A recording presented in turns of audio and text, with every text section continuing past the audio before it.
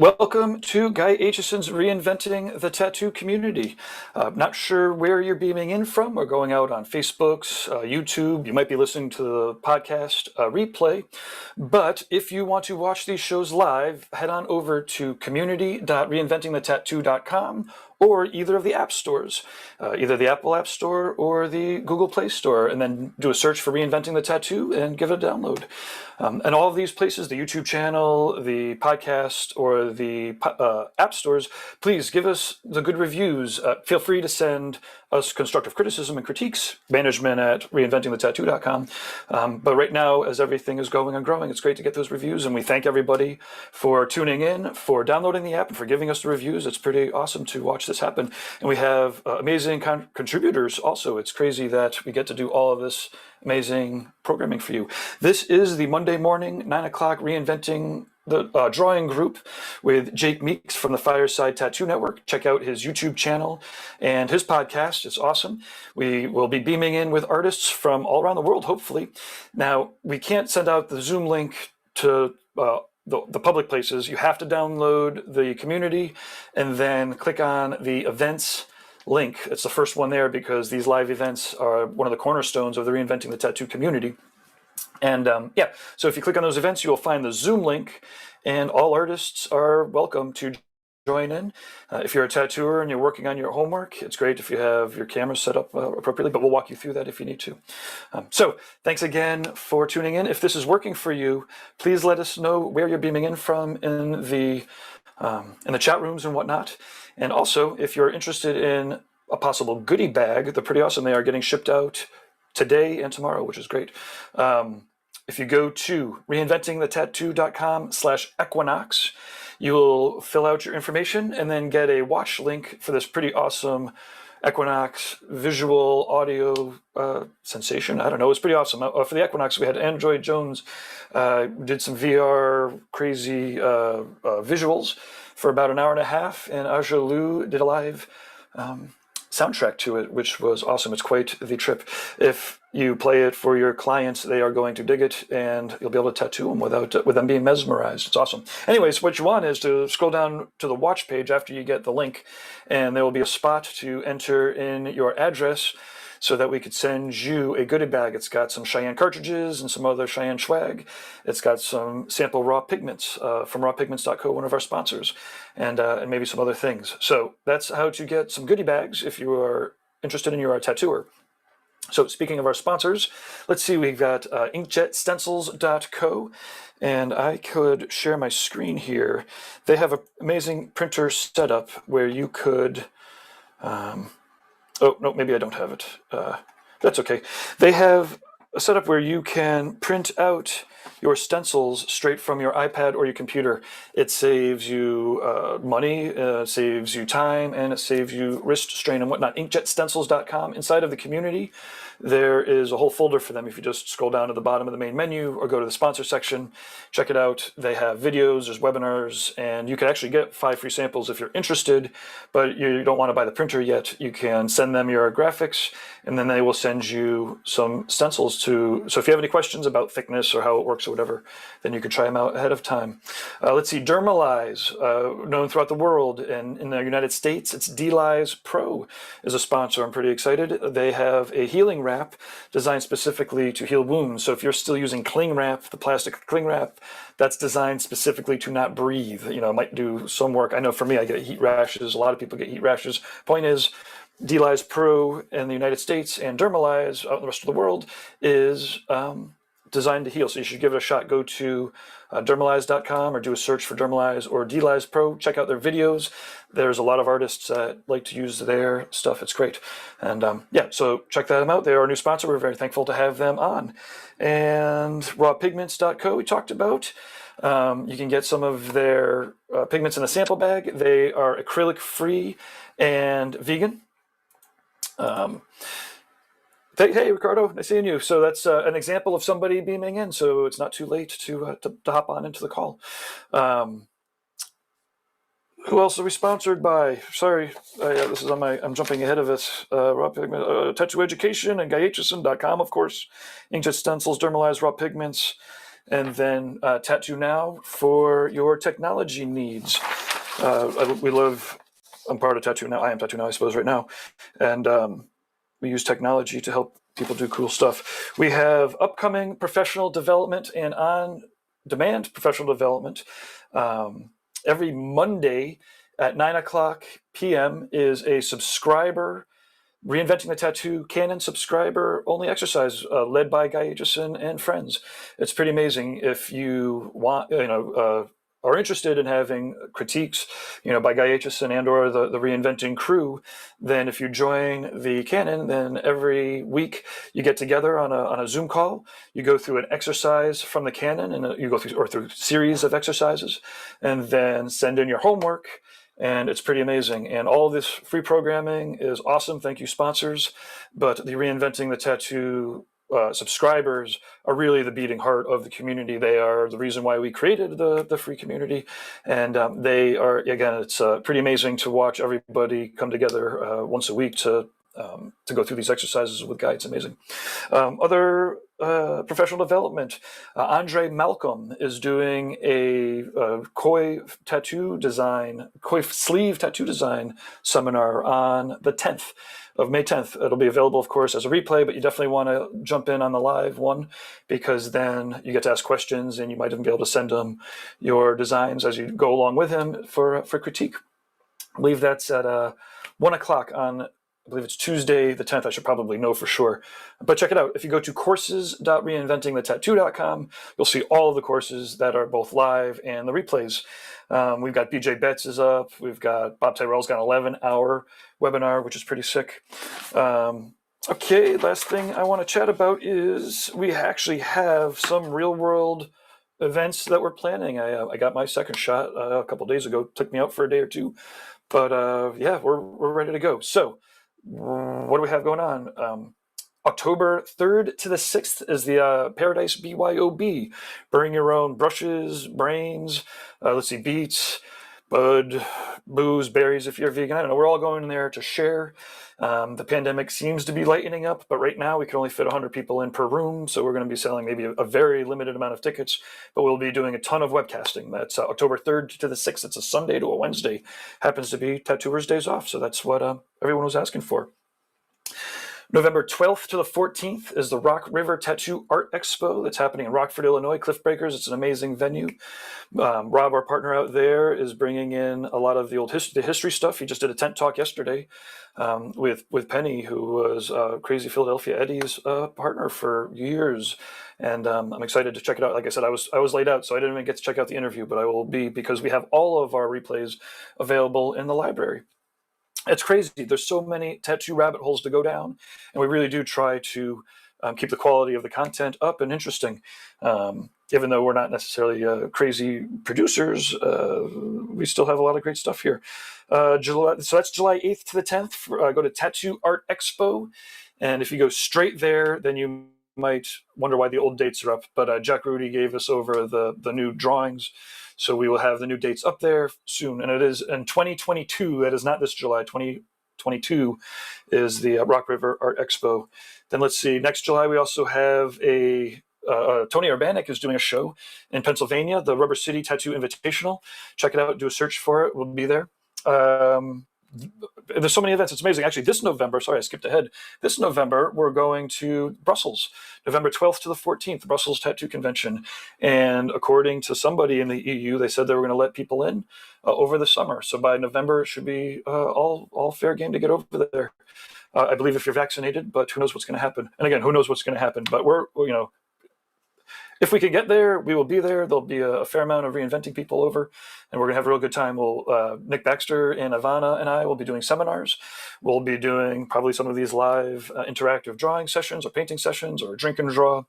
We'll probably beam Guy over at some point, and we'll have subscriber, actual real-world meetups, as well as just general Reinventing community get-togethers. It's going to be a lot of fun.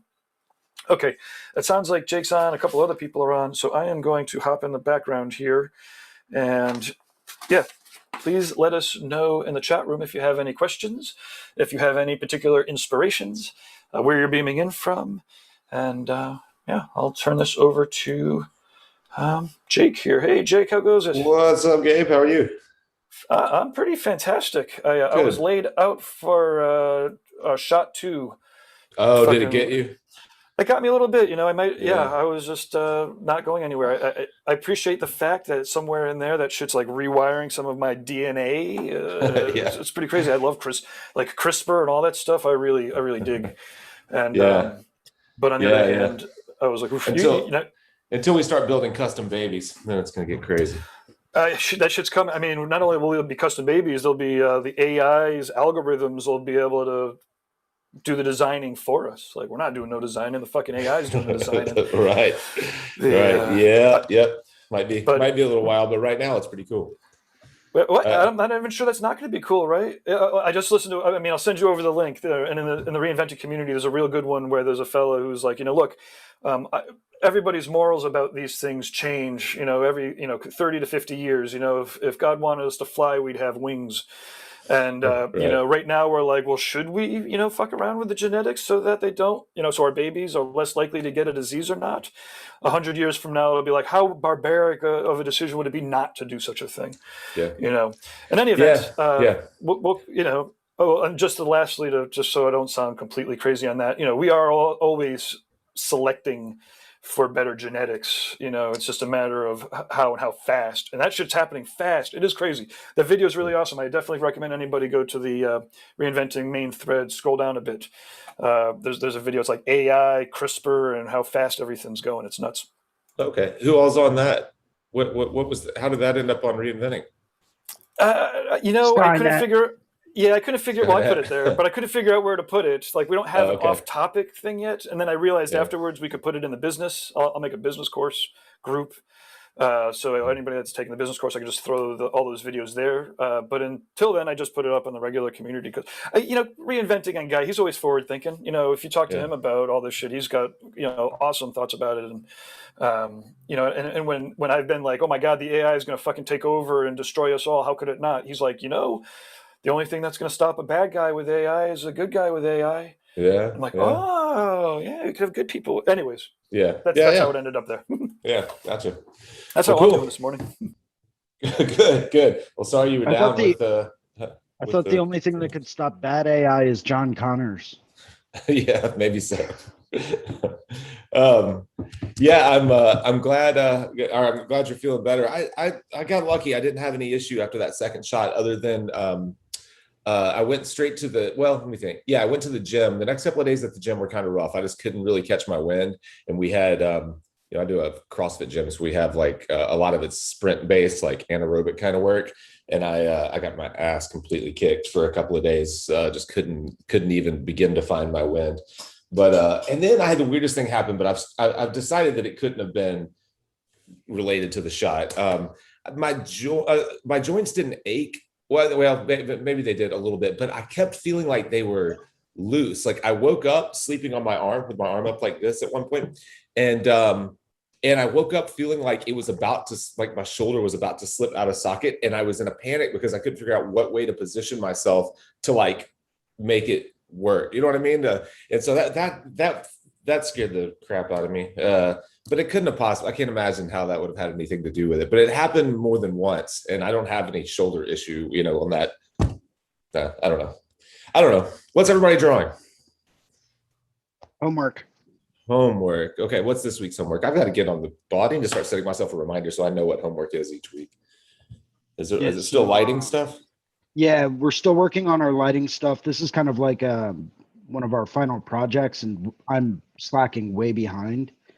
Had a lot of stuff to do this week, but I saw just a quick glimpse of a full back, and I was like that you were working on, and I guess I might have seen more than one post because at first I saw a layout, and then I saw a post that you put up of like done with the first sitting, and I was like, holy crap, that's a lot for one sitting. But it wasn't just you, right?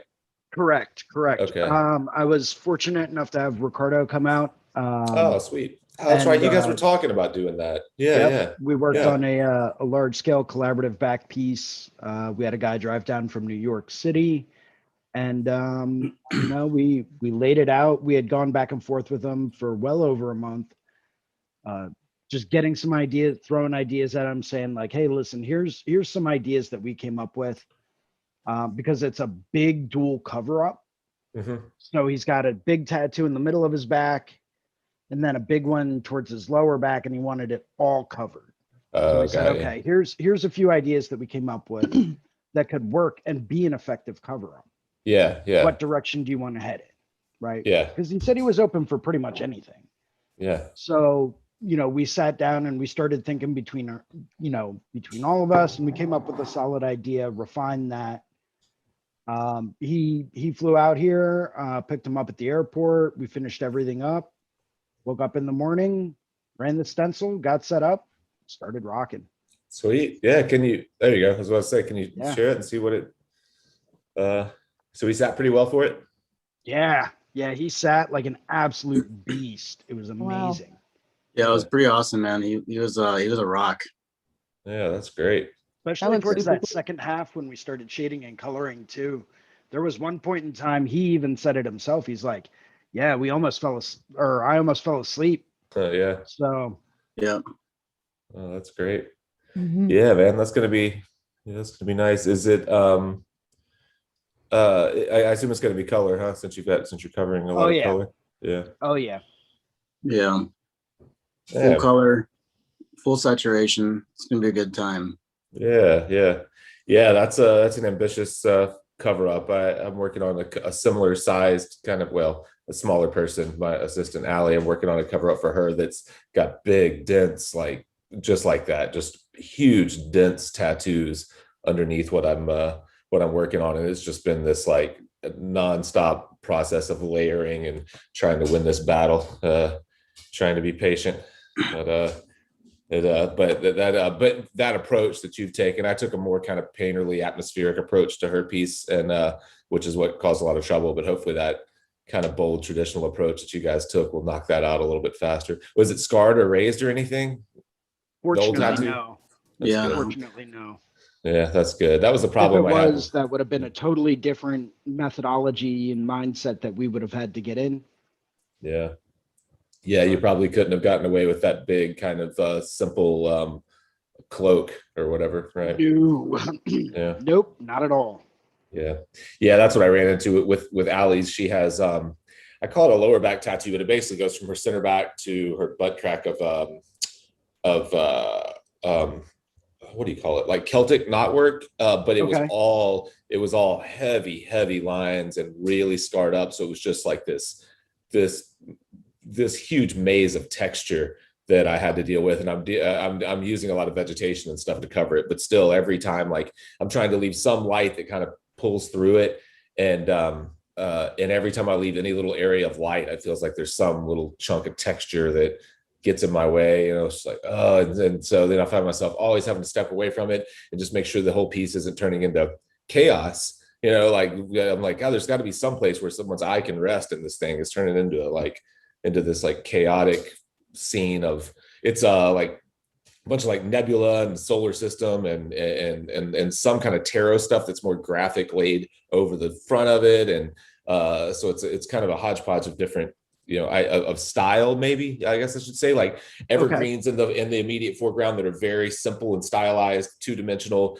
A big moon that is while it's rendered, it's like outlined to be a flat rendered moon, if that makes any sense. So it's like outlined in a way where it's and then everything else is just like just nebula and all kinds of like atmospheric stuff with stars and so it's been I'll try to pull something up with it. I haven't gotten a lot of photos of it lately. We just kind of chip away at it. Since it's on my assistant, I just kind of work on it a couple hours here and a couple hours there. So we haven't in a while gotten to do like a big long full session on it. But yeah, same. Sorry, I would try to same thing that you guys are dealing with, but the approach that I took just has made it tough with the texture and stuff. Have you ever done any collaborative projects? Yeah, years ago, before I really had an idea of how, back in the tattoo dark ages, I tried a few. Not since I've seen people do really nice collaborative pieces, not since social media and stuff. So I'd like to. I've talked to Ty Pilato because we tattoo together a lot at shows, and we've talked about putting something together. And and seeing if we can sell it to someone, which I would imagine that we could. Ty would end up doing the majority of the work because he's like 3 times the speed that I am. So. Yeah. Yeah, that always happens. Yeah. That always happens. I was looking at the amount of work Ricardo was getting done, and I'm like, yeah. I got to pick up the pace somewhere. Yeah. Well, it works, man, because we knocked out a whole bunch of stuff. And every time I looked over, I was like, man, he's already almost finished outlining that whole top half. Like, I got to pick up this pace here a little bit. Yeah. Well, that's cool. Look, I'm excited to see it come to life, finish up. What's up with you, Jessica? What are you working on this week? I'm working on I don't really know what to call it. Like it's a cat and some flowers, some butterflies, but the reference that she sent me is kind of like watercolor-ish. It's gonna go on her shoulder. It's kind of a mess right now because I don't have everything lined out. But you can kind of see it's gonna be her cat. So there's gonna be the reference that she sent. There's a really I'm assuming it's supposed to be the moon, but it's just super flat. So that's what that round shape is back there. Right. And butterflies and peonies and some blossoms. And the reference that she sent for her cat, if I can find it, it's going on her upper left shoulder. So I was trying to, the pictures that she sent me, I was trying to find a picture of the cat that was good and also that would fit that upper part of the arm, because I really like to do S curves and C curves and stuff on people's arms because I don't know, I just feel like it's easier to make something look nice that way. So here's the picture of the cat. But okay, good. That's nice. She's you have good lighting and stuff in it. So, yeah. Completely facing I don't even know. I just kind of flipped it around and I'm hoping that would work. But I think it'll work okay with that angle. I just kind of cut the body off with a butterfly and hope that. Yeah. I think it'll work. It gets tricky. I mean, just tattooing pet portraits and stuff in general, whether it's in painting or in tattooing or whatever, can get tricky. It's you really have to look deep into shadow shapes and pull the lights and stuff out of them. It's so easy for those things to end up super flat, especially with cats. I can see they're so furry. But I think I can kind of get away with making this one less realistic because the reference that she sent me was more, like I said, kind of watercolory.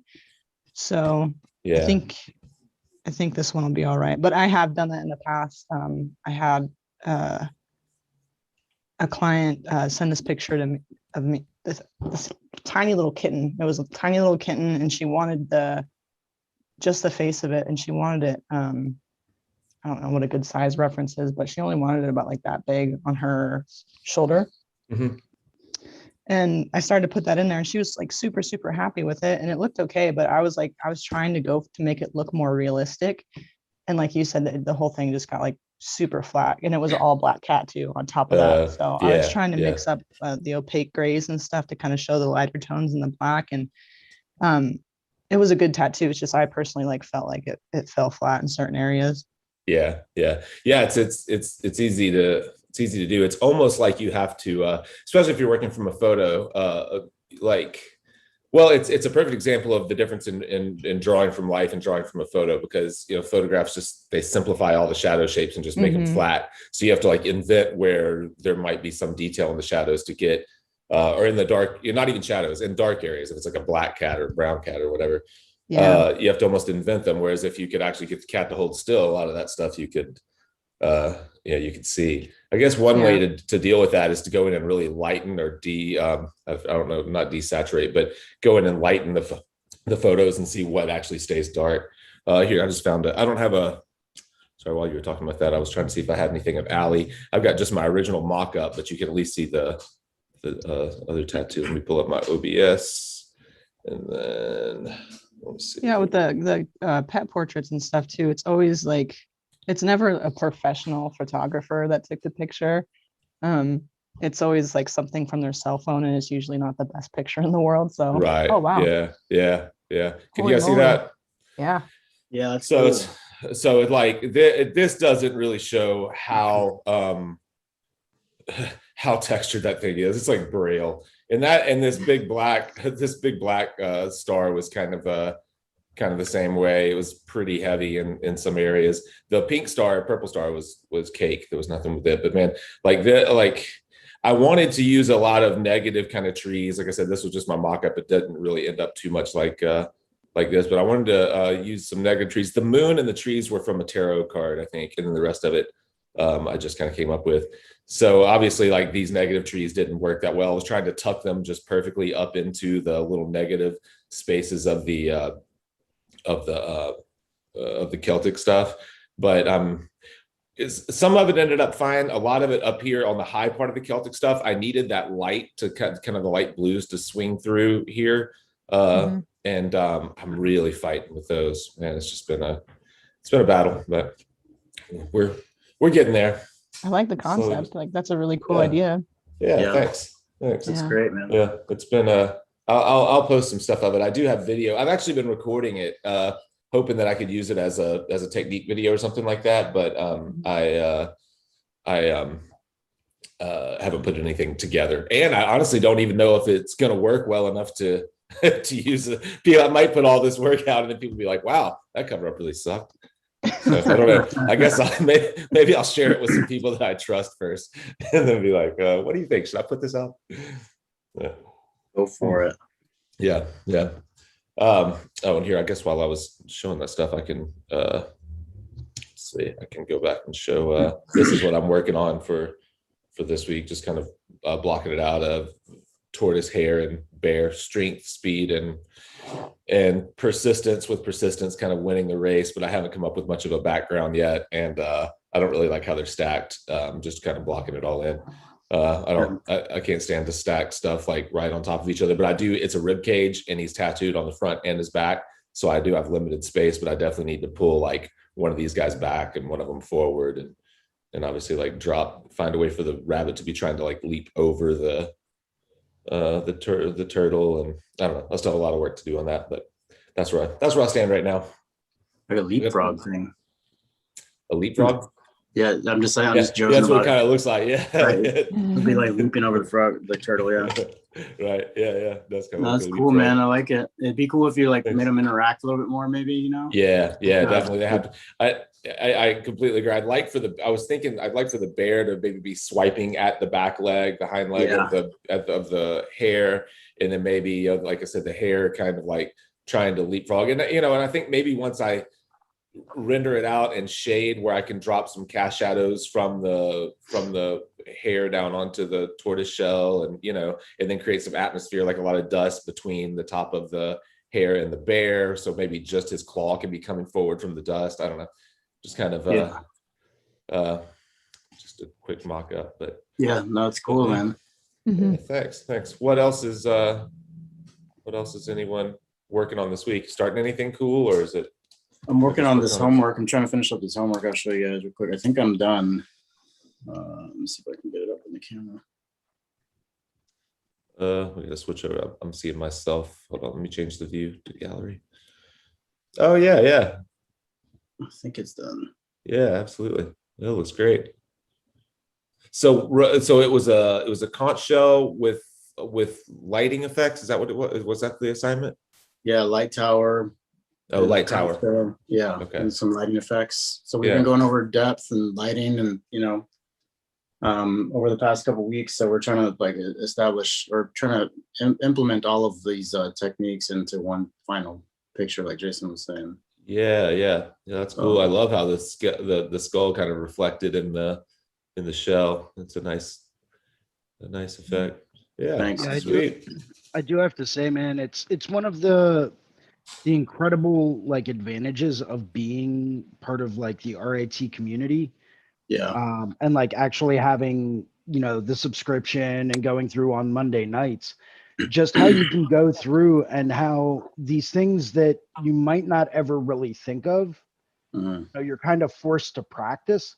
Like perfect example is we had an exercise the other week on backlighting, right? How to really work on and really emphasize backlit objects, right? And that was something that, just I don't really do a whole lot of it, but when I started to really work on it, I realized how difficult it was. And, to be able to sit there and be led by someone like Guy, who's knows all these different lighting tricks and texture tricks and to watch him work with his composition and everything like that, it was just incredible. And I learned so much from that alone. Yeah. That one class. I was like, oh man, I didn't look at it like that, So it's just having that opportunity that I absolutely adore. Yeah, absolutely. I that was one of the things. I mean, when I first was introduced to Guy's work years ago, that when he was kind of light, the first thing that stood out to me was, I'm sure I saw it in a magazine, was a lotus that was glowing from the inside. So the petals that were the closest to me were like super dark, and the edges of them kind of had that were catching light. And and then the back petals, were kind of like the light was intercepting them, so they were like muted and soft and whatever. And it I didn't draw particularly well at that point anyways. I was maybe I was in art school. I was tattooing at the same time that I was in art school, but the people that taught my generation were from like they're from like the abstract expressionist kind of era of art. So it wasn't a lot of like, there wasn't a lot of foundation even in some of my foundation classes. It was a lot about, exploring and a lot of I don't know, not to shit on my art school, it was fine, but there were definitely a lot of people that taught me foundation arts that should not have been teaching foundations. They should have been teaching something else. But but seeing those tattoos, I was like, oh, it was, I didn't know exactly what he was doing, but seeing things that were lit from the inside and shining out, and essentially like backlighting, having some orb with these like organic shapes that cut in front of it. And it's like, oh, well, there is some detail in those shadows actually, and then the shadows are cool, and there is some light in it, and the light looks like it might be bright, but it's not really that bright compared to the light that's inside. It's funny, I talked to Guy, we did something, Gabe, it was whenever you did the first kind of like what was just called the first virtual tattoo gathering. Guy and I did some kind of talk together, and I was talking about, I think it was during my Find Your Style seminar, and I was talking about some of those types of things, and he made the comment that he's always struggled with making the surrounding objects dark enough to make something actually look like it glows. He felt like he's not really very good at that. And I was like, man, you're the one like introduced the concept to me. I don't know how you could think you're not that good at it, but I get what he's saying. Like, I think we were talking about painters. We were talking in particular about Casey Baugh and his, that series that he did with the glowing, like fluorescent lights, talking about it's like figures with the fluorescent lights, and the fluorescent lights looks digital. It doesn't even look like a real painting. And Casey had told me that the trick to that was that everything else in the painting was way darker than you think it is. And I mentioned that to Guy, and Guy was like, yeah, that's something I've always struggled with, is like being bold enough to go darker with the foreground shapes than just so that the inside shapes really do glow. Which I thought, which kind of, surprised me. So. Well, I think it's a very, very comforting thing, believe it or not, when, you look at all of these like super famous artists and, unbelievably talented people, and you see that they're struggling with certain things just like you are. Mm-hmm.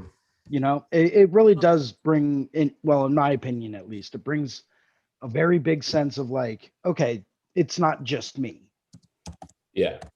For sure. Yeah, absolutely. To that point, basically the more you're able to accomplish, the more troubles and, breakthroughs it takes to just get even less progress, right? So it's like they got, and you're dealing with a whole different set of challenges as well. So exactly. Yeah. But it's fun. Basically every time you're able to like accomplish stuff and get hopefully you get a new vantage point. So there's even more shit to, go explore or whatever. Yeah. I was trying to pull this. painting that we were actually talking about. Oh, there it is right there. Let me share my screen again here. This was what got Guy and I talking about that. Was this series of paintings? That's so exactly like the one I was thinking about when you guys were saying that. Yeah. So I was like, so I took a workshop, like I'm sure I've told you guys 1,000 times, that I took a workshop from him probably 2013, 2014. And I asked if he was going to show us how to pull those effects off, because these paintings were new at that point. And he was like, oh, like this will be a short workshop. Here's how you do it. Everything else is super dark. And I guess, that's, I guess that's probably true. I mean, some of the highlights in the face look light, but I bet if you just put like a 10-step gray card up next to them, you'd find that it's not, on the light side of it at all. But he was doing so many of those. There's a lot of muted tones in there too. Yeah. There's a lot of like blacks and then muted tones, and then those like electric, just like straight whites and stuff. You know? Right. Yeah. And look how bold, like this one, for example, just how bold that, where he drops the whites in, it's like, they don't blend. The edges aren't soft at all. It's just like these like harsh shapes that are catching the light. Yeah, you're right. That's a good point. Like her entire face is, there's probably a decent amount of light in her face, but it's much more muted and it's all very soft. Everything about her face is super soft. And then these guys are just chunky and like hard edged. Right. It's like a collected saturation of light source too. The way it like folds over those shapes. Like, there's more of a collection towards that, the bulbous part of the forehead, for example, or like her brow, versus like her even her nose doesn't look as much white as like that top of the forehead, which just brings your eye towards that light source hitting all those like rounded edges, those rounded areas of that what is that, like a dryer duct? It's like some type of a duct. Some type of duct work. So it all falls into that triangular kind of shape, like when you look from the top of the forehead and it falls down towards the right and left edge of the painting, it all follows that angle. So you're right. It just convinces you that that's so intense. That's pretty cool. Who is this person? KC Ball, Baugh. He's not. I have a print of this actually. That's like a limited print. It's super cool. It's my dining room with the cellophane. That's awesome, man. I always love. Maybe this was actually the one we were talking about, because we were talking about warm and cool and using light. This one is what helped me to the thing I learned from this painting, which I saw in real life once, is how when light is really intense like that, it dissipates super fast. But then if there's like an ambient light, it bathes the whole scene. So like the blue light is really everywhere, but it's not very intense. But this orange light is super intense. But look, by the time it gets to like the knuckle of the first knuckle of the thumb, it's basically gone. You know what I mean? Like all the warmth falls out right there. Like it doesn't even make it to this finger at all. A little bit here and then really intense there. So that gives that's what makes it look so intense, is because it doesn't go very far, It pushes it into that depth. Like it convinces you that there's that depth, like you want to reach in there with your hand, You can walk into it. That's cool. Definitely brings it to that focal point, like you're saying. Right. So it's all pretty cool tricks. He's doing a lot of different stuff, I think, these days.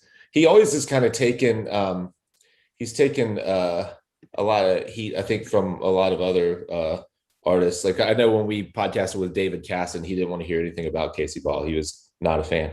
But he I think a lot of people thought he did tend to paint just like super hot young models for the first part of his career. He just painted it seemed kind of, I guess, superficial, but his brush strokes and like his mark making stuff was always really interesting, really, really good. But a lot of people thought his subject matter was kind of lacking.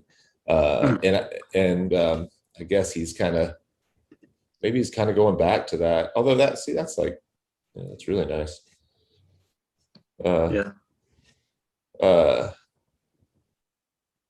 Man, those pieces are big. They're huge. They're huge. Huge paintings. Look at that. Yeah. He paints pretty large. I own. Let's see if I can pull it up. I've got one. I bought a sketch from him, an oil sketch. Let me switch over to my. Actually, I'll leave it there. Let me grab it real fast. Okay.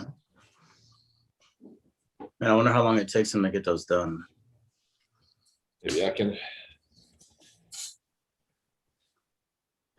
Maybe I can put it up here. Do you guys know what he's using? Is he like canvas and like oils? Yeah. Is that what? Yeah. He uses for his small paintings. He's using these. This is like a masonite board. Yes, I love that. I love masonite board. Yeah. And he did this from life during our workshop. This girl was striking, and the way that he lit her, like there were like the kind of blues and stuff that are in her face, and then the almost kind of straight oranges. It was like watching him pull those colors out. And this painting probably took him 2 hours or something like that. Yeah, it's ridiculous. And but it's like he would drop, like this color, and he would drop this color, and he kind of nailed all the values and the colors kind of at once, but he didn't draw anything. It was this mush of stuff. And then he took just a dry brush and started moving chunks of paint around until they started to like look like eyelids or look like cheekbones or look like whatever. He wasn't really steadily dropping paint on. He just like put a lot of paint on the canvas and then almost kind of molded it into her. It's really crazy watching this process. Yeah. Which is different for a lot of oil painters, because a lot of oil painters would do like the alla prima kind of thing where you lay a lot of wet on wet, right? And like he's using that dry brush to push it around, so it's almost like he's sculpting with it, which is awesome. Mm-hmm. Yeah. That's really what it seemed like. It was like when he started putting paint on the canvas, it seemed it seemed haphazard. Like I couldn't tell where it was going. I could tell where, you could see that it was a face. And you can see that he had nailed that he was laying the colors and values and temperatures and all that stuff and getting them right. But it was just like, well, how are you going to start to like? How does detail come out of that? And then the way that he started pulling detail out was really just by taking dry brushes and knives and kind of just scooting stuff around. And a masonite too, man. It's pretty incredible. Yeah, absolutely. See, I would have thought he would have gone for more of a glazing technique. Building those layers over time. Yeah. You would think. He has some videos. If you're willing to watch low quality videos, there are a couple from before my workshop that I watched that I'm sure is still on YouTube, where it's just like someone that's in the workshop is filming it on their phone, so the audio is real echoey and stuff like that. But you can but what he does do. The one that I watched in particular, what the guy does do is he goes up at every break and he gets a close up of the palette and of where the piece stands. So you can even if you just kind of fast forward to those points where you see each break, it's worth sitting through the hour-long video or however long it is. Because you kind of see what his process is. That's awesome. Yeah, man, I watch those things all the time. It doesn't matter the quality. I'm just like glued to them. You know what I mean? Yeah, me too. Well, what else? What have we not talked about? What time is it? 8:43. Okay, we're making good time today. I have some comments and stuff from the peanut gallery. No, let's see. So Adam Lee says, "What's up, y'all?" What's up? That name sounds Ryan familiar. Reeves says, "Good morning." Good morning, These are on Ryan. the Fireside Tattoo YouTube channel. Adam was asking, "What did everyone eat for breakfast?" Jason says, "A big bowl of humility." Good thing to wake up to. I think we had a hello from Romania. Somebody from Romania, Ireland. Let's see. Tanya from Ireland says Ireland. I've got something here that I need to get translated. Okay. Whoa. Oh, never mind. Somebody fucking spamming us with microloans and shit. You're getting somewhere when people are spamming you for microloans. Wait. What else we got? Good morning, guys, from Joseph. It's not saying where he's from, though. And then inside of the app, there's a whole round of conversations. Melissa's in there. Brandy's in there. And, yeah. Okay. What's up, guys? Hey.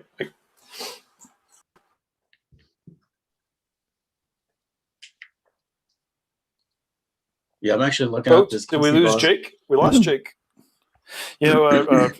one of those things that I always was one of the topics that always was good is the Who Don't You Know game. We could play that again. Oh, I love that game. Yeah. Let's see who wants to I go haven't first. played that game yet. You never. Okay, so the goal is to come up with an artist that everybody else wouldn't know, and then we could chase them down.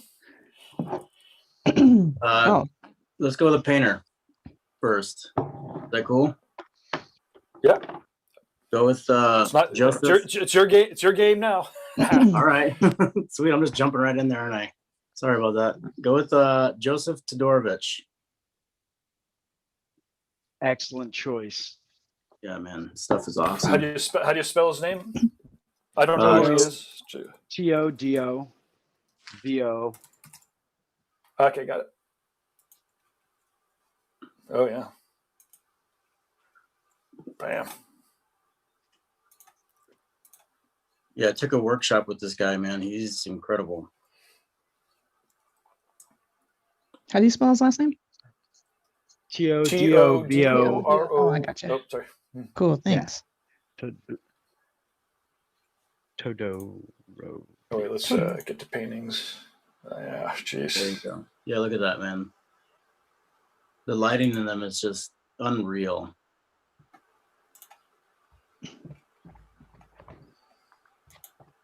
And the composition. Whoa, hey there. Yeah. Look at that. And I'm pretty sure these are all on like wood panels too. Love that texture. Yeah, this is nuts. Yeah. Very broad brush strokes.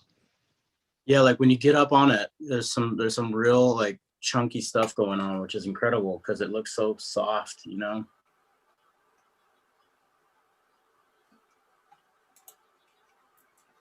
Yeah. Website's crazy to drive. Okay, let's see. Instructional videos.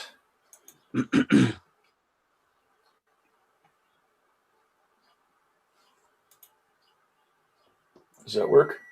Yeah. Yeah. Yeah.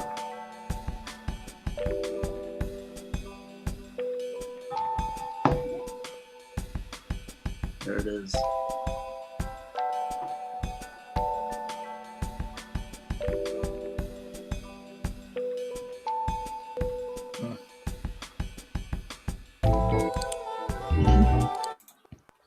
Sweet. Yeah, you can see like what Jake was talking about with the other guy. Like he plots all his stuff out first. Like he constructs the the facial structure first and all the proportions and everything, and then starts going and laying in all the right colors and the right light sources and stuff like that afterwards. So it's very different than the other guy, but still pretty good. Who's next? I'm actually trying to find this one artist's website now. Okay, I'm gonna fire you up. I have to step away for like 3 or 4 minutes. So go for it. Go for it. Just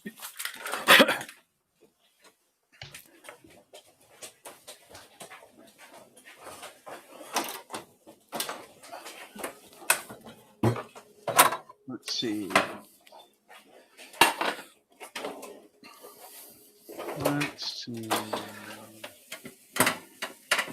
See if I can find his actual web page. I had a professor back in college whose work was just amazing. And he was a professional studio painter and started teaching just because he needed consistent income. Mm-hmm. And I'm not sure if he's still in the Philadelphia area at all. He might be, but let's see. No. What was it?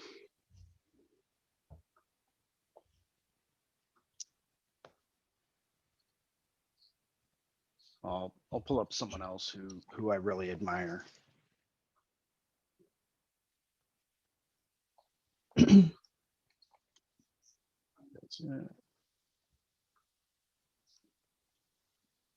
So I like to dive into a lot of different mediums. whenever I'm looking at art and artwork. One thing I always constantly go back to is printmaking. I'm very heavily influenced by like copper prints and etchings and things of that nature, mostly just because I'm obsessed with line. And this is the website of Richard Rico, one of my favorite printmakers, like modern day printmakers. And the guy's just, what he can do is just insane. And his entire concept of just like using different materials to create these prints is it's on a whole new level, right? So this is all carved from one wood block that he made prints from. Oh wow. Crazy. Oh. So each individual tiny little notch, and I don't know if anyone here knows a whole lot about like woodcuts or anything like that, but essentially anywhere where there is a gouge, it's going to hold more printmaking ink. So this is all done in almost a three-dimensional relief. Yeah. Yeah, that's crazy. Are there any photos of his actual of the blocks? Just the print? There might be. Let's see if he has any in his archive. That's crazy. Yeah. Yeah, he does work with copper plate a lot as well. These are I actually watched him work on a series like this on copper plates, and his whole process is just amazing. He hand makes all of these boxes as well. Yeah, I was looking at that. Those are cool. And he sells them all in like, individual edition folios. I'll pull him up while I can see his name. Hricko. Where is he from? Philadelphia. He's a Philadelphia-based printmaker. Just the carving alone is awesome, and then you make those prints. It's just the thing that always blew my mind was his attention to detail, because these are 8.5 inches by 7.5 inches. What? Right? Like the paper size is 8.5 by 7.5. So this actual design, this actual like piece is probably only like 2.5 by 3, maybe. What? Dang. I assume those were way bigger. Likewise. Yeah. No, they are very small. Wow. And the absolute incredible amount of detail he's able to pack into those tiny, tiny little areas. Yeah, look at that. Like, I don't know if he was using a microscope or like some of those magnifying glasses. Right. Yeah. But like everything down to the individual little bark textures, all the tiny little veins in the leaves. And that's all a series of burnishing and etching and burnishing some more, smoothing out certain parts, and then, keeping other parts a little bit more rough. Yeah, what's the right way to say it? There's a lot of technique that's involved with it. A lot of proper methodology, like steps that you probably have to take in order to make that overall. Oh, absolutely. Absolutely. Here's so this is another etching that he did. And this guy's got a printing press that's like 6 foot wide and can take a print up to 12. I think no, not 12. I think it's like 6 foot wide by 6 foot long. So he can print whatever he wants. Wow. This is 15 inches by 2.5 inches. Wow. Crazy. So like he's working on a very, very small scale. Yeah. Are there any videos of his process where you looked him up on YouTube? Possibly. I'd have to do a little bit more research into that. Yeah. He might have some videos up. How do you spell his name? Richard Rico, Hricko. Richard Grieco. Okay, let me see if I can find it real quick. Yeah, I was also fortunate enough to have him as a professor for one class in college, and watching his process was mind blowing. Yeah, I bet. Then we went and did a studio visit, and he showed us his like $1.2 million art studio and all the awesome stuff that he had in it. I'm not seeing anything. Me neither. Yeah, and there's an Andrea Rico, but I'm not seeing Richard just yet. Yeah, no, I don't see it either. Surprising. That dude needs some videos. Yeah, I know, right? Yeah. Not sure if he's retired yet or not, but Yeah. he does regular showings at the Crane Arts building in Philadelphia. So he's got different galleries that he's a part of. He did one series where he took all of these old basically steel panels and allowed them to rust over time. Mm-hmm. And I mean, we're talking like 6-foot long steel panels. And then he actually printed the rust onto paper using a process, and it was absolutely insane. Oh, wow. Crazy. I'll see if I can pull up some more information on him. And maybe it was his series. Yeah, I was just looking at those. And rust monoprints. Huh. Yeah, crazy. But for anyone that's familiar with printmaking knows that it's very, very, very process oriented, right? You can have this image in your head, but unless you go through the right steps for the process, it's never going to turn out the way that you think. You're never going to be able to create the image that you have in your head. So it's very, very process oriented, which is kind of maybe why I liked it. Yeah. I don't know what made me think of it. I was trying to find it. Did anyone watch CBS? Do you guys watch CBS Sunday Morning with Jane Pauley? There was an artist on there yesterday, a sculptor, not similar to that, but just talking about different, but talking about forms of art that we don't work in all that often. And she did this huge installation at LaGuardia in the new, they're doing that never-ending remodel of that airport. And oh man, I was trying to look at CBS this morning and see if I could actually find her. She had done some of the most interesting pieces. I'm not gonna be able to find it before I have to get off of here. Oh well.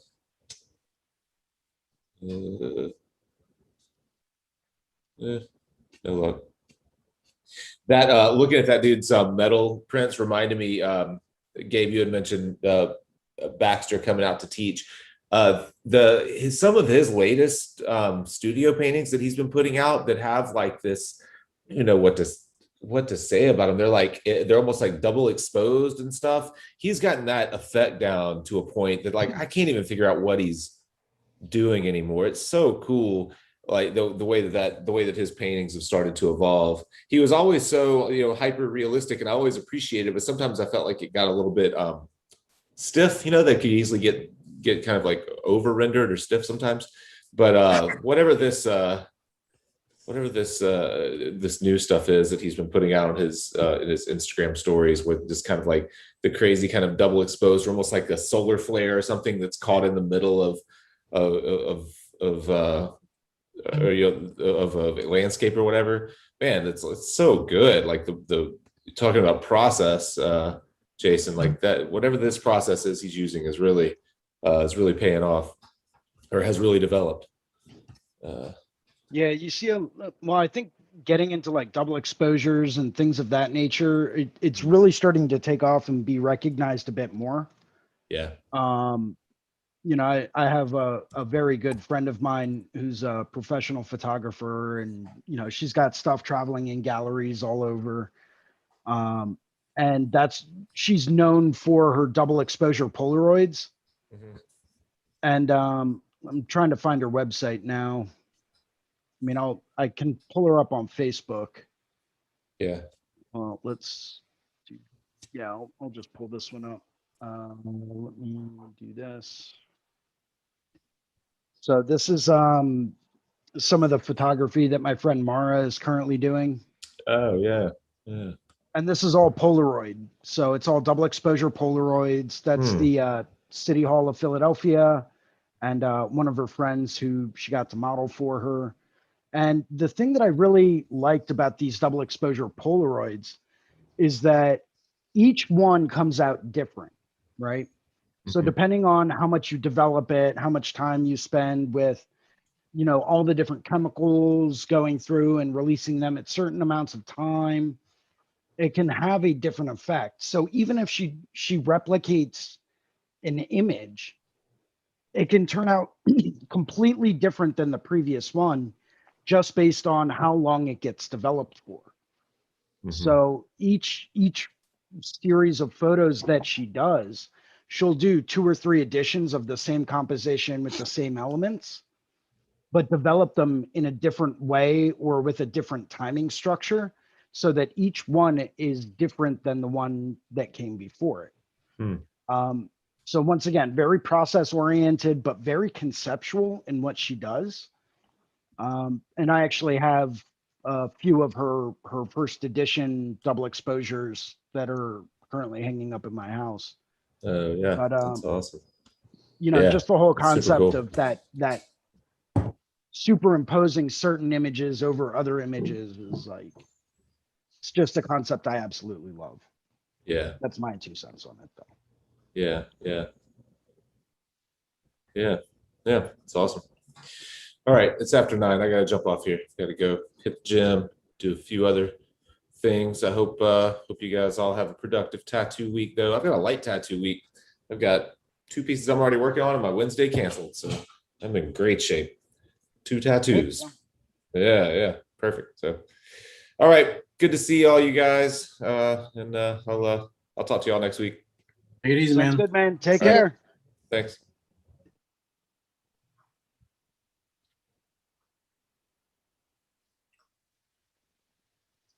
So how's everyone else's week looking? I started doing this thing a couple months ago to where I'm taking days off in the middle of the week and it's not really working out. So I'm stopping that. But so I'm like in the middle of my week right now. So I have just kind of like a tribal sort of lion to do today. And then that little cat shoulder piece that I'm working on tomorrow. And then I got my days off. So pretty easy week for me so far too. Nice. Yeah.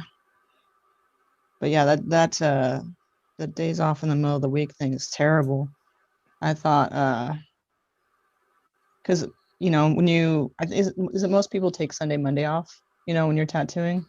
Yeah. And yeah, and I mean that's the way I had done it for the longest time. And plus with my wife's schedule, she has Sunday, Saturday off, so or she did. So of course I wanted to have a day, at least one day off with her. So when the quarantine and everything hit, she stopped working. And then afterwards, I got pretty busy. So I asked her to come work with me. And we were getting booked so far out. I was like, well, she was like, well, why don't we just open up Sunday? And that way you'll have more weekends available for people.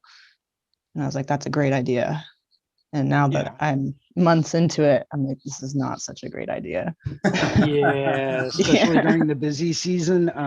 Yeah, it's just it's good for getting my clients in. You know, those people who work the 9 to 5 Monday through Friday, but my personal life is not. It's kind of taking a hit. You know, you can't really go do anything with your family or your friends because everybody's always doing everything on the weekend. You know. Yep.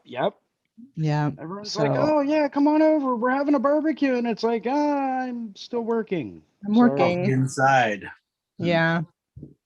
So I got, I think, till the end of this month, and then I'm done with that. And that's always I mean, it's good to be booked out a little bit, but that's always the crummy thing about being booked out is like when you get sick of something. Yeah. You have to wait. You're like, you got to sit through this for 3 more months. At least there's a light at the end of the tunnel, though, right? Right. Yeah. Yeah. So definitely looking forward to having Sunday, Mondays off again. It's really weird to be.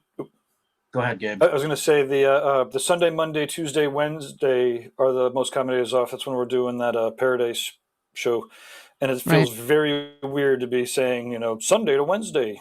That's like a really odd pattern for any convention, or it's not really a convention, but. How far out were you booking? Were you booking out more than 3 months? Right now, I think I'm booking. What is it? It's May now. I think I'm booked out 2 months right now. Yeah, well, I mean, that's for me. It seems when pretty reasonable, right? Listen to all of the stories of all of the artists, like any more than 2 months, and it starts really kind of turning into. There's very little benefit that outweighs the. The drawbacks of managing it after 2 months. Yeah, I mean, especially if there's opportunities. Sorry, go ahead. Exactly, and it's not like the demand goes away. If people want to still get tattooed by you, they still want to get tattooed by you. Yeah, but obviously, I know people that do it all sorts of ways. Some people are booked out years, and it's.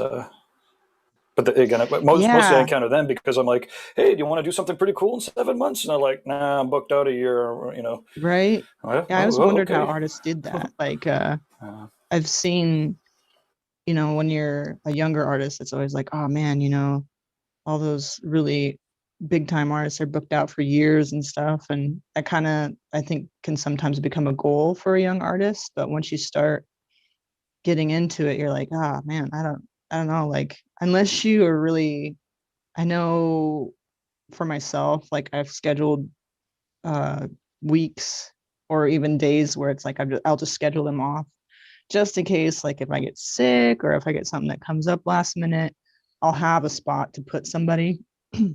Yeah, so absolutely. I'm maybe wondering if maybe that's how they do it. I haven't actually spoken to any of these people that are booked out that far, but I would assume that you have to, it's like it depends. Different people do it different ways, Right. And again, the people that seem to juggle it the most, it's like after, whatever it is, 8 to 10 weeks, if you can, get on my wait list or get on, that I'll contact you when there's any openings, or last minute cancellations. And, because, if you can't pick up a week's worth of clients, if you already have a 8-week wait list or 8 weeks of appointments, I mean, like I said, it's easy to build back up, but again, some people like that security and like to plan it out, but again, I don't see much of the upside to it except for you're really just booking in your schedule when Yeah, it's definitely mostly I'm bitter because I'm inviting people to shows and I'm like, why aren't you coming to my show? But it's all good. I've had my first experience with being super, super booked, and it's been really tough to juggle. Like I've got it set to where if I have an immediate opening, it goes immediately to the first, person on like the following week or 2 weeks out that could come in. But it's really tough sometimes because now it's summer and I'm sitting here going, man, my hubby and the kid are going camping and I can't. Ouch. Yeah, that sucks. I've seen so I used to live in Bend, Oregon, and there's a decent scene there. I can't remember the name of the artist, but she had talked about how she just wanted to be booked out. Like being booked out for a whole year was like her goal for like the longest time, just a benchmark for her.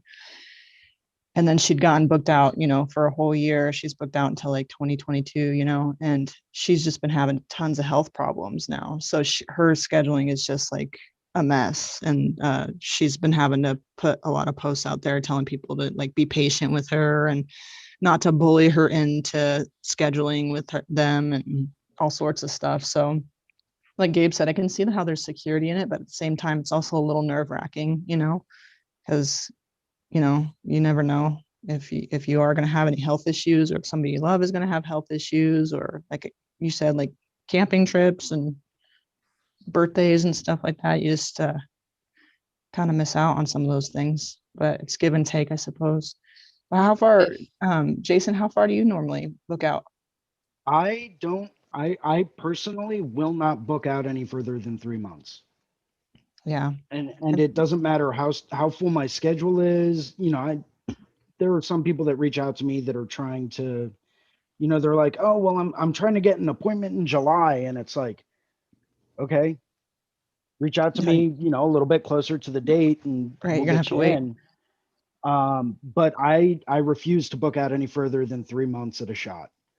I mean, don't get me wrong, July is what, 2 months away. So Right. if they reached out to me today, then I'd do that. But Just as an I find that example. any further than that, and you really do start to run the risk of like life happening, people getting into, knock on wood, car accidents. And, I've had several clients in the past few years actually get in touch with me and say, hey, yeah, I'm going to need to cancel that appointment. I just found out I'm pregnant. And it's like, Right. That's happened to me before too. And it's like, the okay, funniest well, stuff. let me know when you deliver and, we'll get Let you me know when you're in. not pregnant. Yeah. So it's like, okay, well, I mean, take your time and enjoy it. Like that's a major life change and it's going to be expensive. So start saving your money. Right. So, it's like, just because of that factor alone, I personally will not book out any further than 3 months. One of the guys I work with is actually booking. Actually, I think he closed his books at January 1st, 22. Because he's literally booked for the rest of the year. And I kind of feel bad for him. Well, I really, to be honest with you, feel bad for his wife, because he's literally not saved any free time for himself. Oh, wow. So anniversaries are booked up, birthdays are booked up. He's got all of these people that, have scheduled appointments with him on all of these days just because he's gotten that booked out. And it's like, I can't do that. I would never do that. Yeah, it's stressful, man. But I also have the blessing and a curse, I guess. It's a double-edged sword. But I always try to look about a year in advance and say, okay, what shows do I want to do next year? When do I want to take vacation next year? And I'll put that in, because I do a lot of my booking through Google Calendar.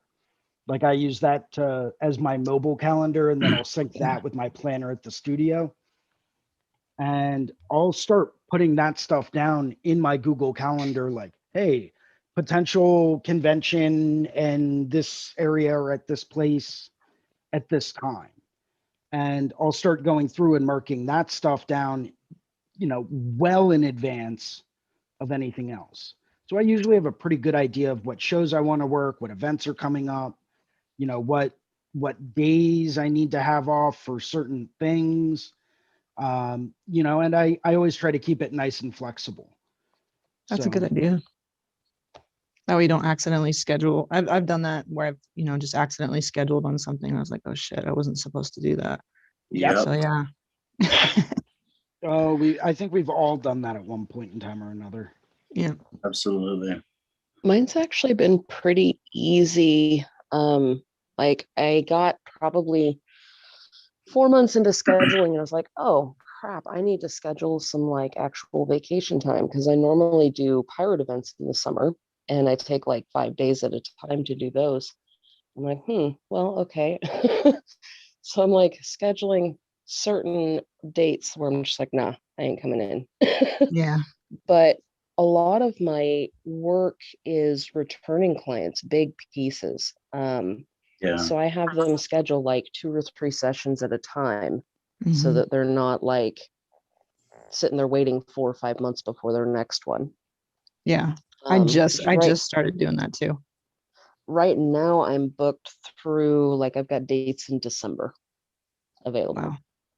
And I'm like slowing everybody in as they like message me because I'm still getting bombarded with messages.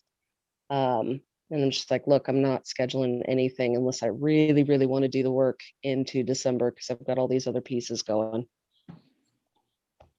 Crazy.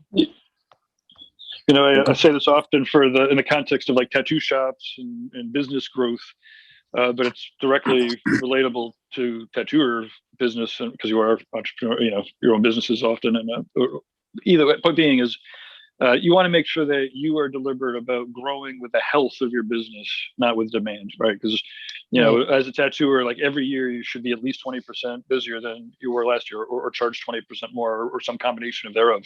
Like, you know, if you're tattooing people in a good environment and you're, you know, doing a great job and they're coming back with their friends, you know, your growth is not dependent on incoming, you know, opportunity. Ultimately, it's going, you know, that is, it's easier to grow with the opportunity than it is to grow with the health, right? And so keeping your sanity, keeping your shop sanity, family sanity, like keeping all of that really should take precedence over, you know, and again, I'm not even really all that sure that booking out more than 3 months is any more job security or not, right? Like, so if somebody's booking out 3 months and there's more people that want to get tattooed, you know, you can make an experiment. Okay, I'm not going to book a single person for the next month unless I finish something, right? So if I finish a tattoo on somebody, hey, do you want to get another tattoo? You do? Okay, well, I'm not taking on another client. You don't? Okay, well, I could pick one more client to add to that list. You know, if you get to the end of that month and you're not, like, you know, probably just as booked out, if you're not still booked out 3 months, then you can kind of gauge it, right? So, you know, if you took a month off of booking and you only booked up a week, well, then you kind of know, well, you know, I should probably, you know, maybe book out another. Well, again, then you kind of know. But my guess is that, you know, between the returning clients and the clients that are referrals, you know, you can just keep yourself booked out without risking, like, you know, and again, if you're booked out more than, you know, 3 months, you have 4 weeks to see if anybody's going to keep booking, and then you just open your books back up and then go back to your normal booking. Yeah. It makes it pretty flexible that way. That's kind of what I've been doing a lot lately too, Gabe. You know, the other thing that hurts is, or doesn't hurt, but the other thing to pay attention to is like when you're traveling and such. So like at a tattoo shop, you know, when you go to a convention, obviously you're not booking any appointments at that shop, you know, for the weekend. Generally the week leading up and the couple days after, you're pretty busy packing up and not like super anxious to start doing lots of, you know, consultations and whatnot. You know, so often, you know, younger in someone's career, earlier in someone's career, if they're just not, you know, super solid, you need to be a little careful of, you know, when you're doing those events, just to keep in mind that, you know, you're however far out you're normally booked will probably drop by a week or two. Okay, that's all I have to say. Or not all I have to say, but that's all I have to say for now. No, I closed my books in January this year, and I was only taking return clients, people that had deposits down because the wildfires screwed everything up over here. And those Where with are like you at? work. I'm in Oregon.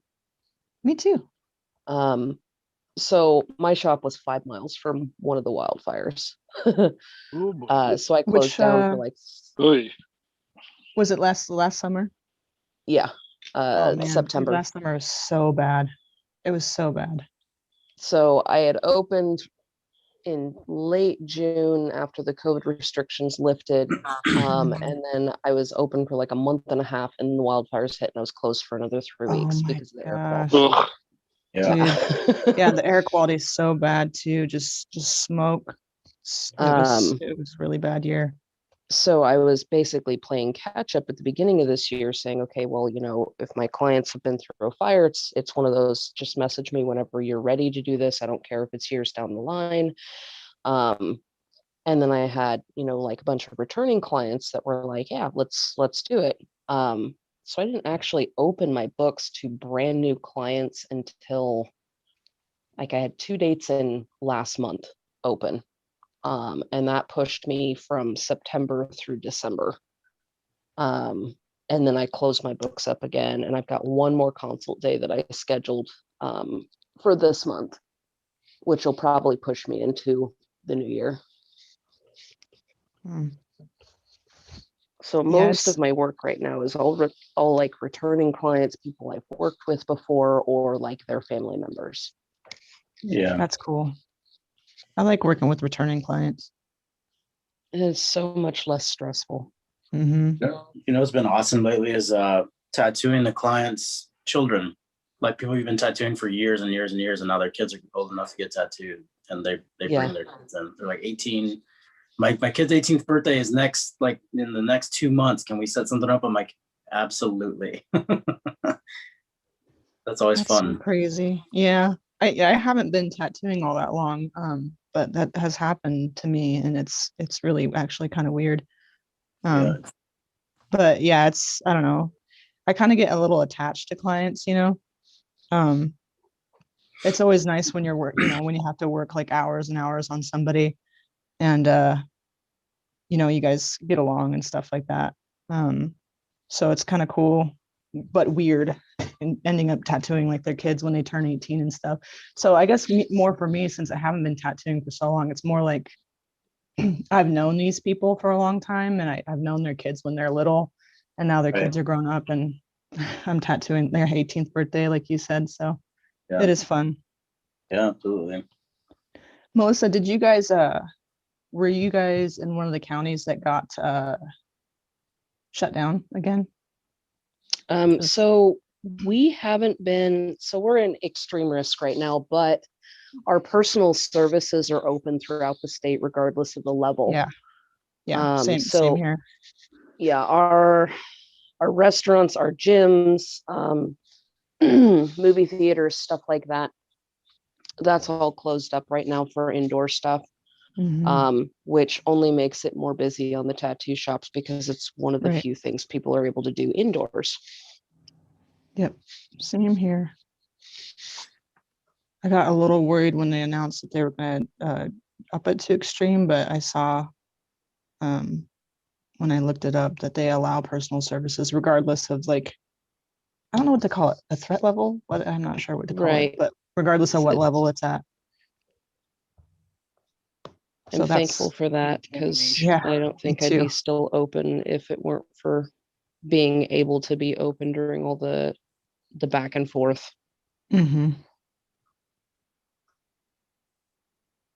Oh, speaking of being open through the back and forth, PPP loans for independent contractors or sole proprietors. Has everybody done it? I have not yet. I just filled mine out and sent it in last week, man. So yeah, it's fucking like, it was 15 minutes for me, and it was 2.5 months of expenses. Fucking, otherwise assholes get it. So there's no reason not to. I mean, literally, it's a penny ass piece of that fucking pie that they're divvying out to people just like us. And just fill out a couple pieces of your Schedule C and throw it in there, and that's it, man. It's incredible. I thought it'd be a lot more difficult than what it was, but it was, fingers crossed. Hopefully everything turns out as easily as this was, So it took like 7 to 8 days for it to turn around up here. Nice. And maybe different banks are different, but the whole goal is for them to get that money out and about, right? And so part of it as a sole proprietor is that you need to spend 60% of it on your pay. So literally the banker's like, you got to pay that shit out, as pay in 10 weeks. I'm like, hey, no problem. I got that. Yeah, exactly. And the other 40% goes to, real world business expenses. And so, yeah, it's definitely worth looking into as a tattooer, if you're a sole proprietor, or you run your own business. I mean, and as a tattoo shop owner too, I think you got like 2 more weeks maybe. And but yeah, to your point, Ricardo, I found it surprisingly easy. I am absolutely allergic to all sorts of paperwork. Something gets to be, more than like 5 or 10 pages. I've sat on deals for a year or two because I'm like, I need to have, it looks like I need to have a lawyer fucking read this shit. I'm not, but in any event, just gotta put that out there. Couldn't recommend tattooers do that enough, unless, like I said, unless you're working, as an employee for somebody, and then in which case you've already kind of probably been taken care of with unemployment. One thing though with oh, sorry, go ahead. No, I was just agreeing with everything that Gabe said. Yeah, I did take out the loan. One thing though that made me a little nervous, speaking of like the risks and stuff going up with the extreme levels here in Oregon, once you take out that loan, I think you're not eligible, or you can't take out unemployment for 8 to 10 months or something like that. That's actually incorrect. Really? So unemployment in Oregon works separately of the PPP stuff. You can claim all of your PPP withdrawal in 1 week and then start claiming the following week. Wow, really? Completely separate. I did not know that, because they did mention that, and that was one thing that was a little scary when they did up the level here. Depending on where you're at, that might be something to take into consideration, because I guess depending on where you're at, you may or may not be able to get further assistance if your county does get shut down and you're out of work. You know, I would 1000% recommend somebody take their advice from an accountant that is licensed in their, place. Yeah, this is not like from actual tattoo business. artists? This is not actual business advice. I've Be been clear. part of The disclaimer is wicked stoned right now. Anything that I'm saying, it could be complete bullshit. Who knows? if you Just shoot for the me a record. link or shoot me a message, I can send you a link to the Facebook group I've been a part of since the beginning of all of this stuff dealing with unemployment for Oregon. They've actually been working with the senators, like the person that admins the group and whatnot. And they actually speak to the employment department and whatnot. But yeah, send me a message. I can send you a link to the thing, Sure. and it's been all over the place. It's the only reason I know about that. So now wait, just to clarify, right? You mean that being a tattooer means that you're not a CPA? We got questions, and they are not related. Yes. Actually, to that point, that we do have a tattoo lawyer that has reached out to us for an interview. So as much as you probably heard me say to get a lawyer and an accountant, we'll actually have a real life tattoo lawyer who cares about tattoo world. And then I was talking Actually, Gabe, to clarify, you said get yourself a good lawyer. Oh, yeah. Because to be clear, nearly every lawyer that I've hired, of course, part of it was they were different, but they were also, I changed because they were not good. Yeah. Just having, oh my God. Well, I'll tell this a story sometime at the bar drinking because it's way funnier then. But there was one court case that I went to where oh God, I got fucking spanked so hard 2 times in a row. It was fucking, well, it wasn't the most humiliating thing I went through, but it was pretty fucking humiliating. And if it wasn't so ironic and humorous, I wouldn't even be telling the story. But anyways, lawyers are. Oh, we have a lawyer coming on, so that'll be cool. And then that sparked a conversation with Marcus Leonard. Marcus is a tattoo lawyer in Germany. He's got a lawyer that specializes. He only has tattoo shop clients. Really? And so I'm pretty psyched about that. And that means that the perfect tattoo accountant will at some point have to present themselves so that we can go through that. But pretty excited about some of these other upcoming events that we got going on. Anybody check out the interview with Penny last night? No, I didn't catch that. Not get a chance to. I don't think so.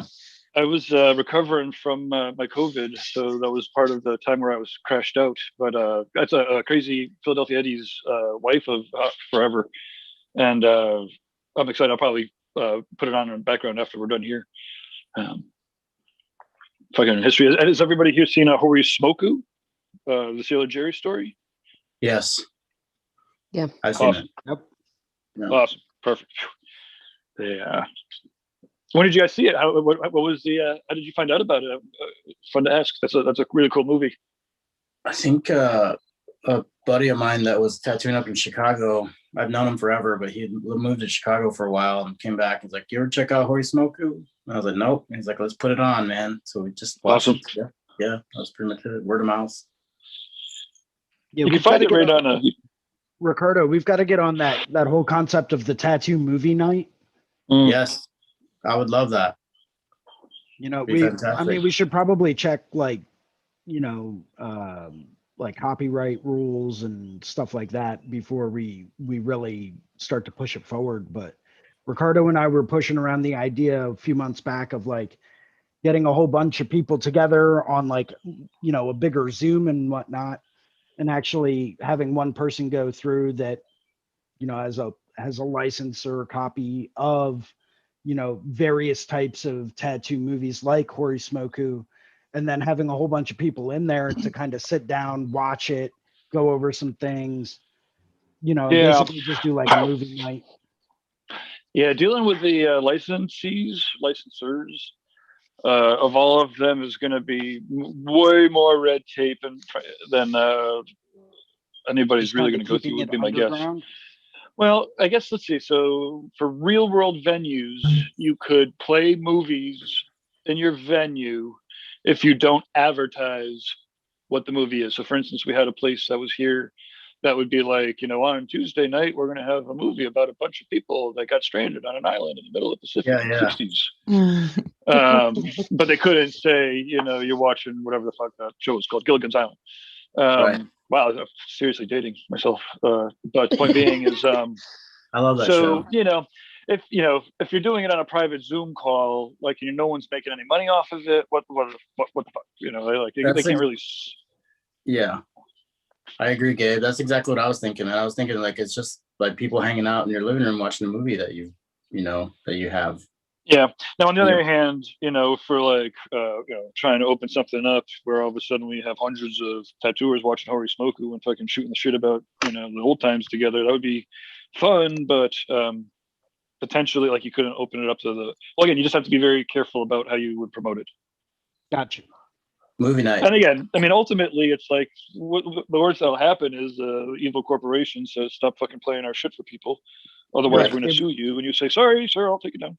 Yep. That's cool. We don't like your movie anyway, man.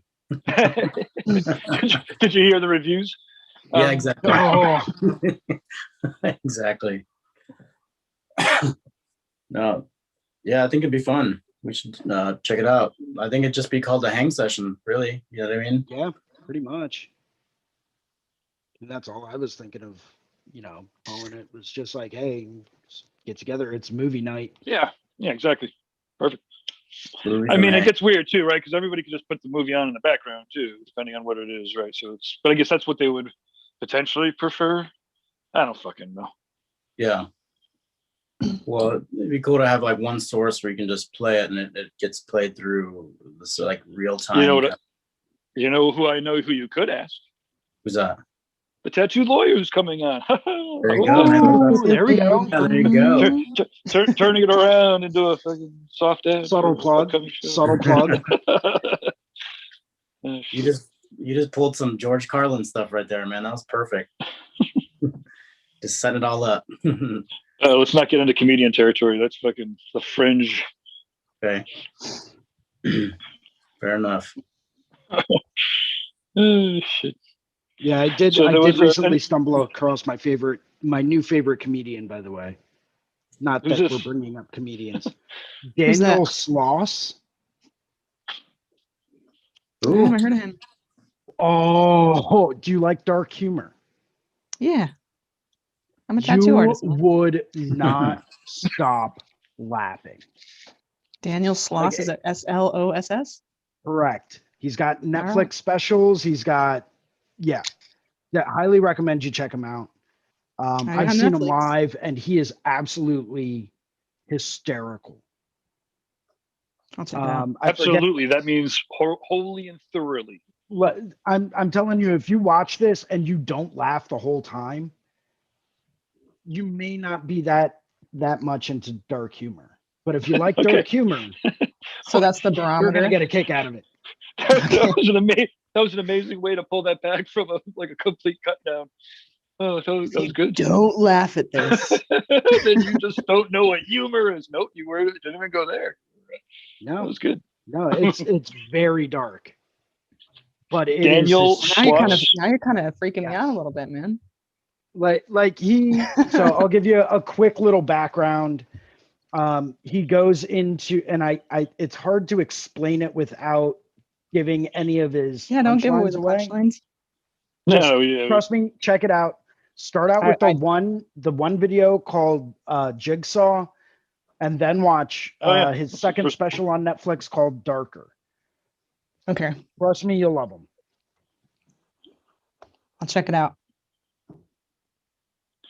Daniel Sloss Jigsaw. Okay.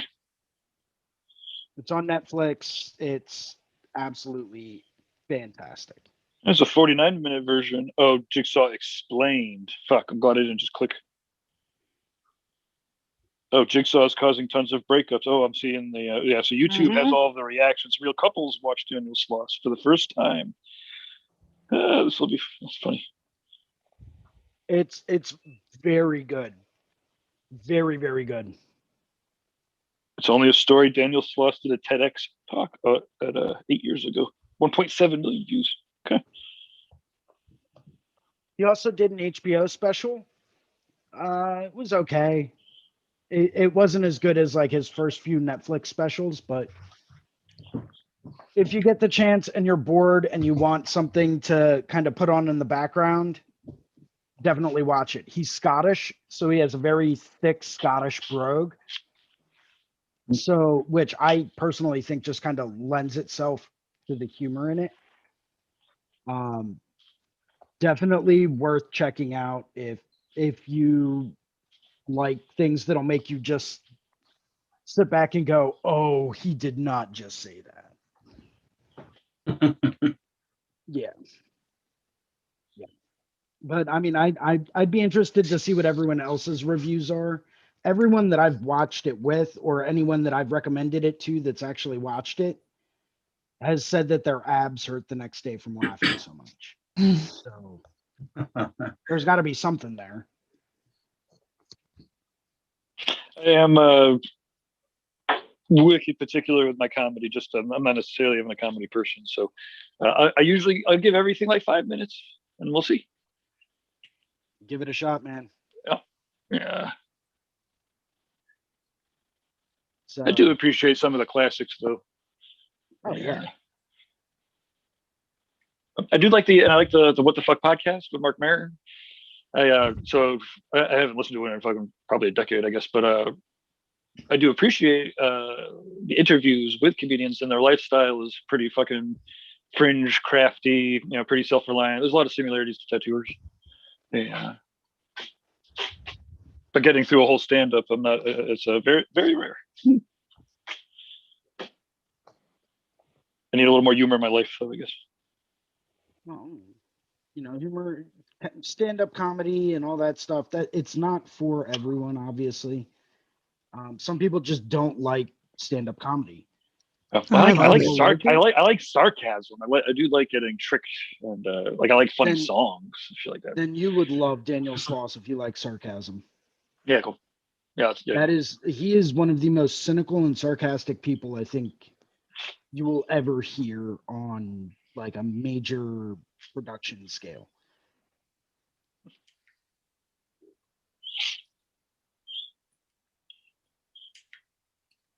I'm going to check it out. I got it all queued up and ready to go. So if you watch it today, Ricardo, I want you to call me when you finish watching Jigsaw. Okay. And just tell me what your opinion is. All right. This is going to be the start of the RIT effect, right? Pretty much, yeah. Something gets a plug and 15 people what now? See what happens. Like it's quality. Personal opinion, of course, but it's one of the best stand-ups I think I've ever seen. Well, at this point, it's got to be.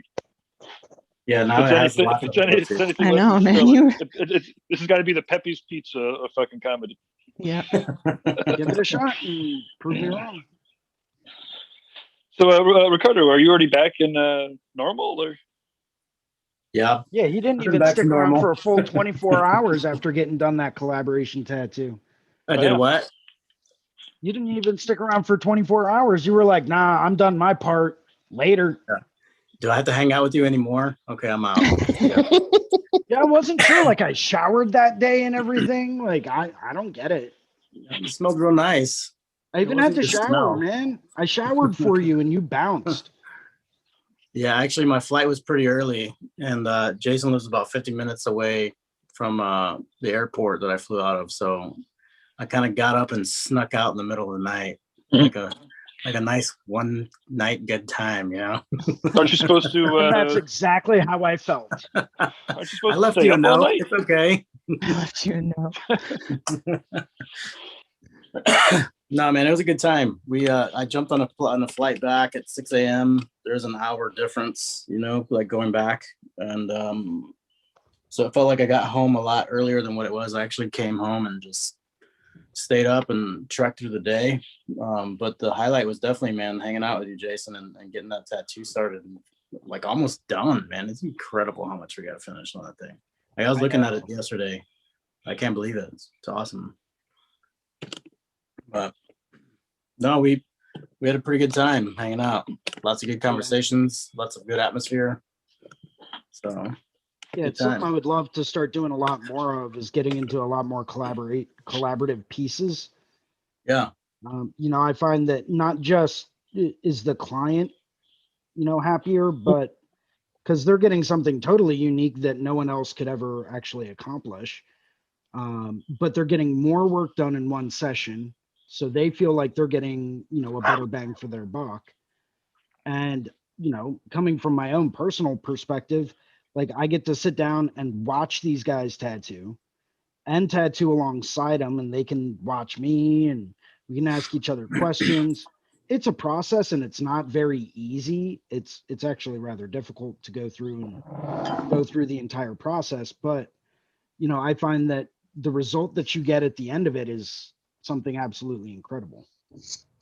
Yeah.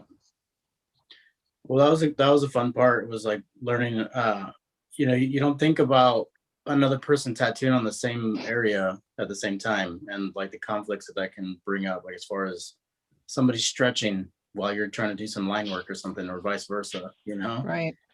That was pretty eye-opening for sure. We started, the communication kept getting more and more involved, and we started like kind of working around it after I think about the first 20-30 minutes. We started we both got into the zone where it was like we almost took turns, or it wasn't as much of an issue to work at the same time, like this unspoken kind of thing that was going on. That was pretty fun. Yeah, it was a rhythm. We definitely got into a cadence and a rhythm there, and it just took off from there. Yeah, dude, it was great. And it helped out so much that client was just like he was rock steady, man. It was great.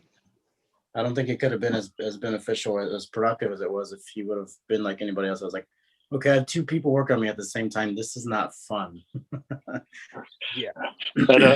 At some point during a drunk critique or in person, there's a story I have that actually was fact checked by the Lou family at a drunk critique about one of the collaborations that Philip and Tintin and a couple other people did at a Massachusetts convention, at the Worcester convention, like way back in the day. And it's another one of those stories that's wicked fucking funny, but definitely more of a late night drinky story than a Monday morning bright and early story. I got my palate all wanting, and I'm gonna have to wait for that. Okay. And when I was telling the story, I thought I knew that they were watching, and I was like, oh shit, they'll have to. It's probably one of the reasons why that convention came up, and I was straight up like, oh man, well, you could fact check me. You could fact check me on this story, because it sounds like a fucking funny ass fantasy story, and they, at the end of it, I guess they texted over one of the guests, and they were like, oh yeah, they fucking. They said that story is true. They fact checked it. I was like, oh shit, amazing. that means there's like 2 or 3 other stories I have in my head that now all of a sudden they all bumped up from like 60% chance of being true to like 80%. Like, wow, maybe if that, Mm-hmm. But I swear that Sylvester Stallone found some of his very first tattooers on my old shop's website, on Off the Map's website, Tattoo Now, and I remember DeVries telling me the story, and because there was another local tattooer. Oh, yeah, no, it's funny. Yeah, that was another one that I swear is true. And it involved Sylvester Stallone critiquing some area tattooers, and nice. It was, part of me was like, for being like too gory or whatever. They're like, that guy's too gory on his picture. And I'm definitely not like a gory kind of bio picture guy at all. And it's never been the vibe of the projects or anything, but like, I'm relatively, I like to try to be diverse or whatever. It's creepy, tattooers, anyways. I mean, initially I was like, fine, fuck it. Like in the future, I should make sure that we always have like real profile pictures, and we should.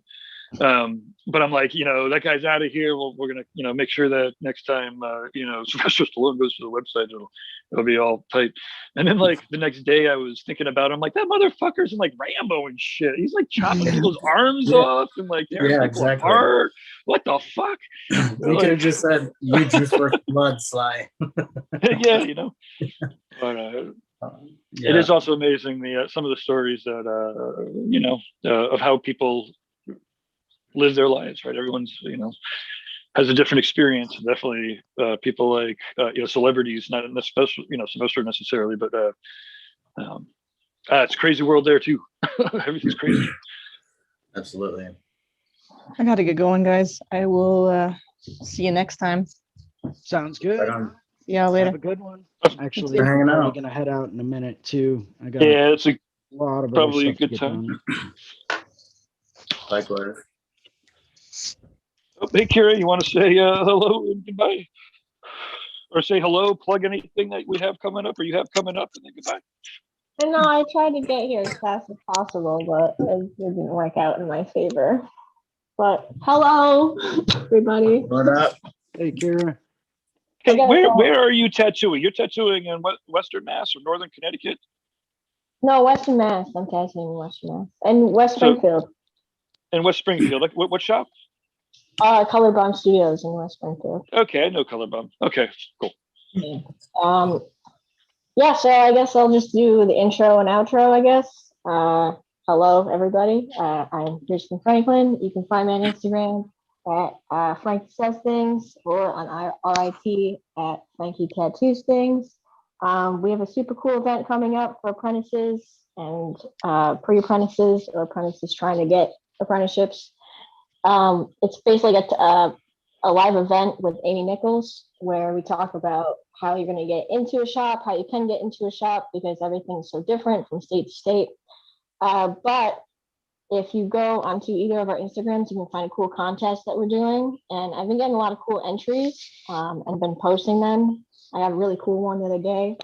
So it's been really popping off. But if you want to find details on how you can enter that contest so you can get your cool art up in front of our event, just head over to either of our Instagrams or either of our RIT pages, and that'll have all the information for you. I'm super excited to see everybody's stuff that they create, their posters. And I think that's it. I'm sorry I didn't really get here sooner. Do you have any artwork there that you're working on? I'm gonna be finishing homework today before my client comes in at 3. I'll just start a little outline. I just roughed up the outline yesterday. I had one before, but we restarted it. So I'm just gonna sit here, eat my breakfast, and hammer away at this until my client gets here. Sweet. Yeah. Good on you.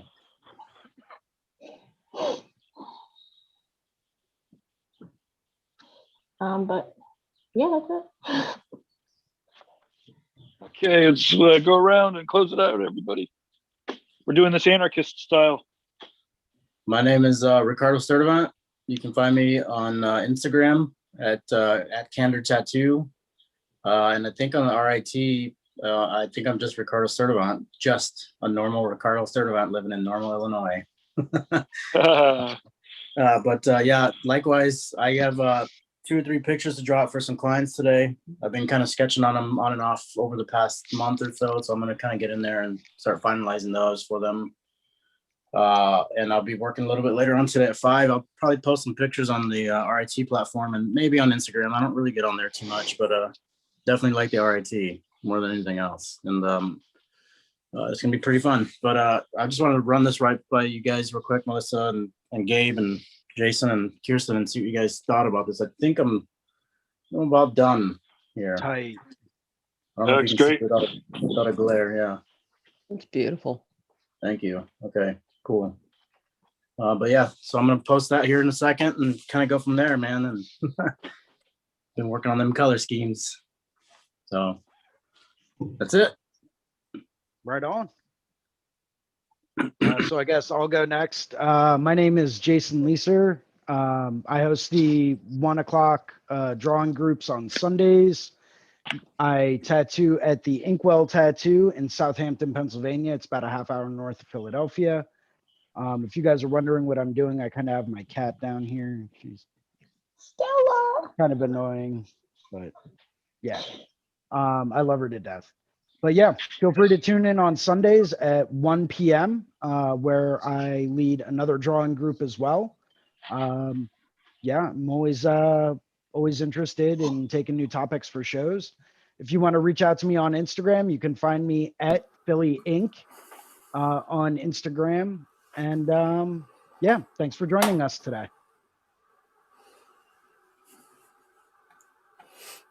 Guess it's my turn. I'm Melissa. You can find me on Instagram at MAC_MISSA. I'm just working on a head tattoo right now that I'm going to be doing this Saturday. Trying to get my light sources and stuff going. It's going to be a lot of fun. It's my first head tattoo, so I'm stoked. And it's totally up my alley, the Gothic architecture and skull and whatnot. So yeah, thanks for letting me join in. Awesome. Well, thanks. Oh, is that echo me? Yeah. Can you hear the echo? You got the echo. Yes, Yeah, yes, it's yes, Kira. yes. Kier. Is that me? Oh, I know why. Hold on 1 second. Hello, future Gabe. Hello, future everybody.